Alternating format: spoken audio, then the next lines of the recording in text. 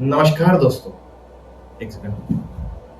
नमस्कार दोस्तों। मैं आज बताने जा रहा हूँ आपको लाइफ ऑफ एमबीबीएस स्टूडेंट और मैं currently fourth year MBBS student हूँ। तो मैं अपनी लाइफ के बारे में बताने जा रहा हूँ, कैसे दिन काटते हैं यहाँ पे, कैसी एग्जाम होती है यहाँ पे, कैसा स्ट्रेस का माहौल होता है यहाँ पे, पढ़ना पड़ता भी है या नहीं पढ़ना पड़ता है, या फिर पढ़ना पड़ता है तो कितना पढ़ना पड़ता है, हमें यहाँ पे वेकेशन छुट्टी मिलती भी है या नहीं मिलती है, कब हमें घर जाने का मौका मिलता है और खाना कैसा मिलता है ये भी बताऊंगा मैं। तो सबसे पहले मैं डे टू डे लाइफ की बात करूँ। मैं फोर्थ ईयर एमबीबीएस स्टूडेंट हूँ और मेरा करंटली इलेक्टिव फेज चल रहा है। सबसे पहले तो हम उठते हैं 9 से 12 जाता हूँ मैं क्लिनिकल पोस्टिंग जाने के बाद मैं जाता हूँ 12 से 1 में इलेक्टिव मेरी चल रही है फार्मेकोलॉजी में और क्लिनिकल पोस्टिंग चल रही है मेरी सर्जरी में। बाद में जाता हूँ 1 से 2 में खाना खाने और 2 से 4 वापस से जाता हूँ पढ़ने। 4 बजे आके इतना थक जाता हूँ कि सीधा बेड पे आके सो जाता हूँ। 8 से 9 खाना खाने के बाद वापस से 9 से 12 जो भी सीनेरियो। तो सारा भी ऐसा फेस चल रहा है कि मैं एकदम चिल हूँ, बट मुझे चिल नहीं होना चाहिए, तो मुझे थोड़ा सीरियस होना पड़ेगा। Point to be noted. तो बात करें क्लिनिकल रोटेशन की, तो क्लिनिकल रोटेशन जो होता है, क्लिनिकल एक्सपोजर जो है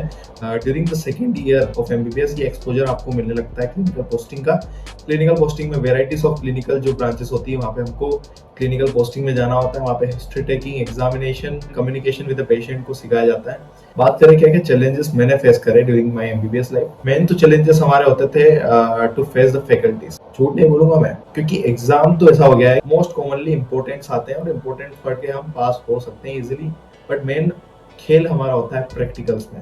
आपको आता हो या ना आता हो, आपको सुना के ही भेजेगी। सफिशिएंट अमाउंट पढ़ना भी इनफ होता है मेरे हिसाब से पास होने लायक। लेकिन आपको अगर अच्छे ग्रेड्स लाने हैं तो फिर आपको ऑब्वियस ही बात है कहीं और से पढ़ना पड़ेगा। तो what are the memorable experience?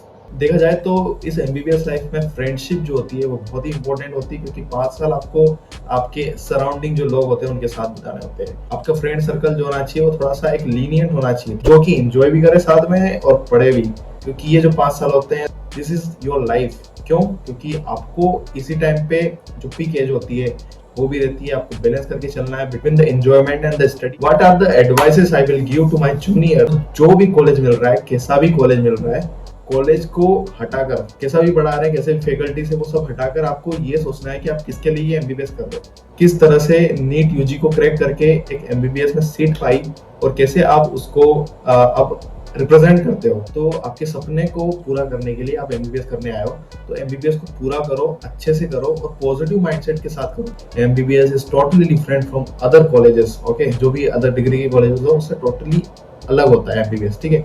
तो उसकी वैल्यू अलग होती है, उसकी रेपुटेशन अलग है, जो सोसाइटी में इमेज है वो बहुत अलग है। तो आपको ही उसको रिप्रेजेंट करना है आगे चल के। आपको ये नहीं सोचना है कि एमबीबीएस में आते ही आपको बहुत ज्यादा बर्डन मिलेगा, बहुत ज्यादा पढ़ने मिलेगा। एंजॉयमेंट भी है यहाँ पे और आप मेरे साथ हो ही जुड़े हुए, तो किस बात की फिक्र है भाई? सिर्फ मोटिवेशनल पर्पस के लिए या फिर मेरे एक्सपीरियंस या फिर मेरे ब्लॉग के पर्पस के लिए चैनल नहीं खोला हूँ।